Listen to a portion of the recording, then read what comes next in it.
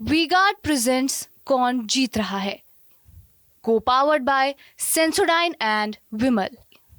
बोलो जुबां केसरी। राजस्थान और देश भर में लोकसभा चुनावों का फाइनल रिजल्ट जारी हो चुका है। नतीजों में बीजेपी 240 सीटें जीतकर सबसे बड़ी पार्टी बनकर उभरी, लेकिन बावजूद इसके बीजेपी खेमे में मायूसी नजर आ रही है। वहीं राजस्थान में बीजेपी को 14 ही सीटें मिली, जबकि बाकी की सीटों पर इंडिया गठबंधन ने अपना कब्जा कर लिया। लेकिन राजस्थान में एक बार फिर से अब चुनाव होंगे और एक बार फिर से दोनों ही पार्टियां आमने सामने होंगी। तो क्यों होंगे ये फिर से चुनाव, चलिए जानते हैं। दरअसल राजस्थान की 5 लोकसभा सीटों पर विधायक सांसद चुने गए हैं। इस वजह से विधानसभा सीटों पर विधायकों का पद खाली हो गया है। इसके चलते अब फिर से राजस्थान में 5 विधानसभा सीटों पर उपचुनाव होंगे। इन 5 विधानसभाओं में देवली, उनियारा, दौसा, झुंझुनू, खींवसर और चौरासी शामिल है। बता दें कि कांग्रेस ने इस लोकसभा चुनाव में सचिन पायलट के करीबी रहे हरीश मीणा को टोंक सवाई माधोपुर लोकसभा सीट से चुनावी मैदान में उतारा था। हरीश मीणा वर्तमान में देवली उनियारा के विधायक है। अब क्योंकि हरीश मीणा सांसद ही जीत गए हैं, तो यहां पर उपचुनाव कराए जाएंगे।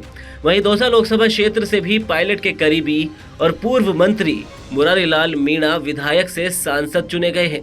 इसलिए दौसा विधानसभा सीट खाली होने के बाद अब यहां पर भी उपचुनाव होंगे। इसी तरह झुंझुनू लोकसभा सीट से विजयी रहे ब्रिजेंद्र ओला भी पायलट के करीबी नेताओं में माने जाते हैं।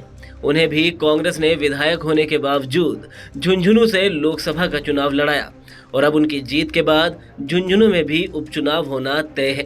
ये 3 विधानसभा सीटें तो कांग्रेस के कब्जे में थी। अब बात करते हैं दूसरी सीटों की।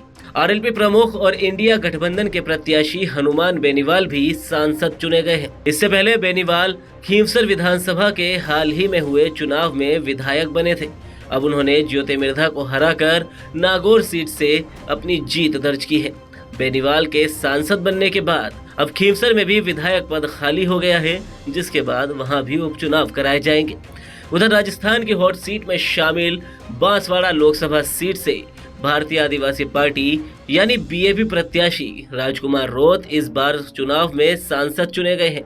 वर्तमान में राजकुमार चौराही विधानसभा के विधायक हैं, लेकिन इंडिया गठबंधन के तहत राजकुमार रोत ने कांग्रेस से बीजेपी में शामिल हुए महेंद्रजीत सिंह मालवीय को पटखनी दी है। तो ऐसी स्थिति में 84 विधानसभा सीट भी खाली हो चुकी है। अब यहाँ भी उपचुनाव होंगे। बताते चले कि किसी भी विधानसभा सीट के खाली होने के बाद 6 महीने के दौरान वहां चुनाव आयोग की ओर से उपचुनाव आयोजित किए जाते हैं। अब कहा जा रहा है कि सीएम भजनलाल की अब तक 2 परीक्षाएं हो चुकी है, जिसमें वो कुछ बड़ा साबित नहीं कर पाए, क्योंकि लोकसभा चुनाव में बीजेपी 2 बार से क्लीन स्वीप कर रही थी। लेकिन इस बार बीजेपी को महज 14 सीटों से ही संतोष करना पड़ा है।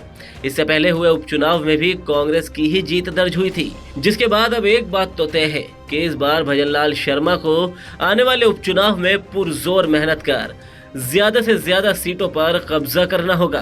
आपको क्या लगता है कि आगामी विधानसभा उपचुनावों में कौन सी पार्टी कितनी सीटें जीत सकती है? आप अपनी राय हमें कमेंट सेक्शन में जरूर बताएं। वीडियो को लाइक करें, शेयर करें और राजस्थान से जुड़ी हर खबर के लिए TV9 राजस्थान को सब्सक्राइब करें।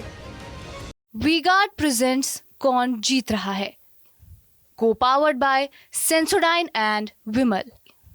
बोलो जुबां केसरी।